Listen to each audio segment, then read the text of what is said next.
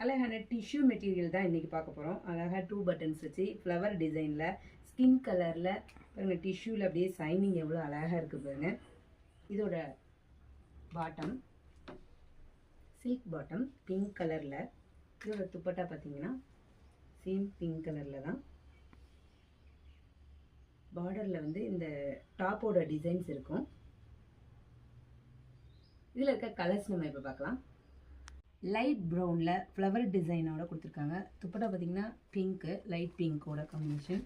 Grey கலரில் maroon colour காம்பினேஷனோட கொடுத்துருக்காங்க.